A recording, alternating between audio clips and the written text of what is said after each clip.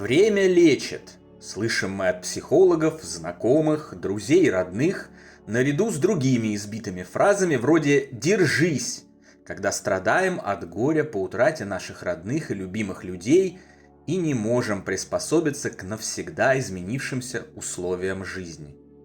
Большинство, включая профессиональных психологов, носятся словно курицы с яйцом с уже набившими оскомину и откровенно задолбавшими 5 стадиями горя, даже близко не понимая, что в них вложила и что в принципе имела в виду доктор Элизабет Кюблер-Росс, которая и разработала эту матрицу. Иные так и вовсе советуют «отпусти», «забудь», «живи дальше», или несут откровенный вздор про некропривязки и опасность уйти вслед за усопшим на тот свет, если слишком много о нем думать. Вдов толкают в объятия новых мужиков, не заботясь о том, что они могут оказаться страшными абьюзерами, тунеядцами или алкоголиками. Главное, чтобы были, неважно какие. Вдовцам рекомендуют найти себе кого-нибудь, пусть даже злую мачеху, которая навсегда испортит детство родных детей, главное не оставаться в одиночестве. Зато будет готовить, гладить и стирать. Это же так важно, когда страдаешь по утраченной половинке. Матерей, потерявших своих детей, успокаивают фразами «Ничего, ты еще молодая, еще 3 родишь, все у тебя будет». Кто-то рассказывает гениальные истории про то, что некоторые потеряли не одного родного человека, а сразу 3. Вот им-то действительно ужасно, а у тебя все еще не так уж плохо, держись. На самом деле, все эти советы они дают себе, потому что им страшно. Им очень страшно столкнуться со смертью, оказаться в такой же ситуации. И они заранее спасают себя и свою психику, давая подобные советы. Никакого отношения к истинной помощи и поддержке такие советы не имеют.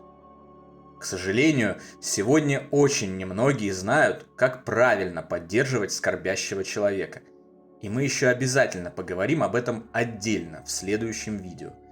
Пока же продолжим про время. Время существует только в физическом мире, на том уровне бытия, где мы с определенными целями и задачами нынче пребываем, и оно неумолимо идет вперед. В этом его безусловный плюс, особенно в тяжелых ситуациях. Но сколько должно пройти этого ненавистного времени, прежде чем станет легче? Когда оно излечит? Излечит ли вообще? Или это очередной стереотип, не работающий в реальности? Как каждый человек уникален, и не существует другого такого же во всей Вселенной, так же уникальна и его история, его связь с ушедшим, также уникален их совместный путь. А значит, и составляющие пути через яму утраты тоже уникальны. У каждого они свои, с уникальными же комбинациями и конструкциями. Одному помогает одно, другому другое. Это то, чего никак не могут взять в толк психологи и все эти добрые советники, призывающие жить дальше. Само по себе время ничего не лечит. Это просто инструмент измерения, существующий на материальном плане бытия для отслеживания любых изменений в любых процессах. Как известно, никакой инструмент сам не работает. Чтобы инструмент работал, ему требуется применение умелыми руками. Те, кто ждут избавления, исключительно считая прожитые после похорон минуты и часы, никогда его не дождутся. Многим, потерявшим своих горячо любимых существ, это уже известно. У кого-то прошел год, у кого-то 5, у кого-то 25, а щемящая боль в груди все так же остра, как будто все произошло только вчера. Кто-то тратит десятки тысяч рублей на сотни часов психоанализа и таблетки, а затем самообманывается, убеждая себя и окружающих в том, что через год станет легче. У меня есть знакомая, потерявшая своего мужа через год после их свадьбы.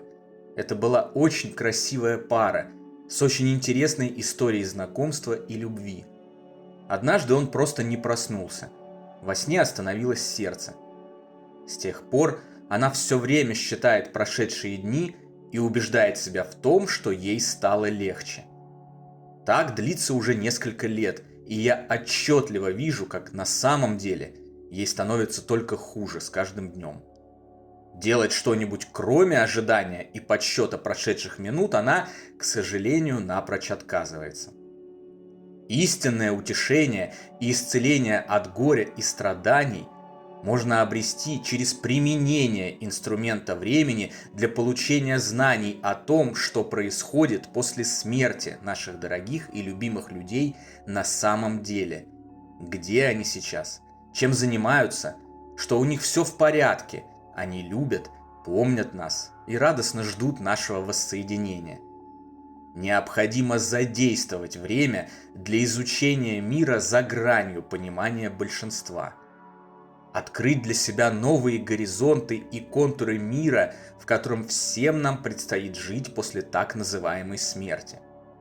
Не время само по себе, а именно такие знания, полученные за потраченное на них время, становятся тем целителем, который забирает наше горе, наши печали, тоску и негатив, меняя их на позитивные и светлые эмоции и радостное ожидание грядущей встречи, позволяя нам потратить оставшееся у нас время с пользой на собственное духовное развитие, добрые дела и помощь окружающим.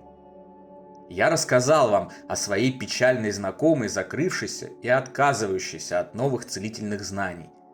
Но помимо нее у меня есть множество обратных примеров, когда люди тратили время на получение знаний, повышение уровня своих вибраций, помощь страждущим, распространение добра и позитива. И вот с таким временем им действительно становится легче. Вы можете найти таких людей здесь, на этом канале. Вы можете увидеть и мой собственный наглядный пример, когда все случилось в полном соответствии с тем, о чем я говорю. После потери своего самого родного и любимого человека я не стал просто ждать и подсчитывать прошедшие часы в надежде, что скоро станет легче.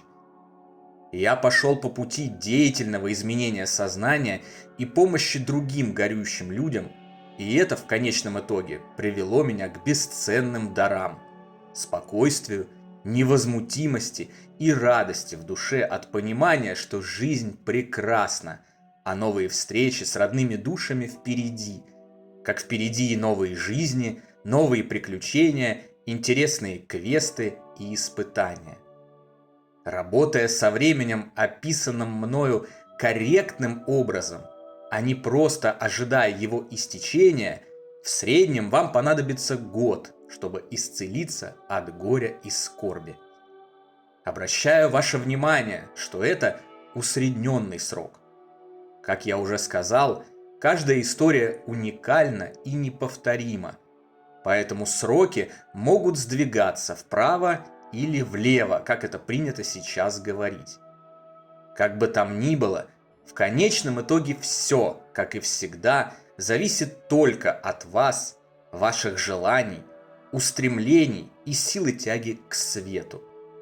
Поэтому только вы и никто другой определяете эти сроки и финальный результат проводимой вами работы. Если вы потеряли родного и любимого человека, не отчаивайтесь, не запирайтесь в себе, надеясь просто пересидеть горе, считая проходящие минуты, часы и дни. Наоборот, открывайтесь новым знаниям, витающей в воздухе любви, помощи духовного мира. Если в одиночку вам тяжело это сделать, помните, вы не одни. С вами каждую секунду жизни ваши родные души, духовные друзья, ангелы и наставники. С вами другие горюющие, как никто другой понимающие суть вашей потери и готовые предложить вам свое плечо. С вами всегда и наш любящий Отец, бесконечно добрый Творец Вселенной, страстно желающий вам только самого лучшего. И я, конечно же, тоже всегда с вами.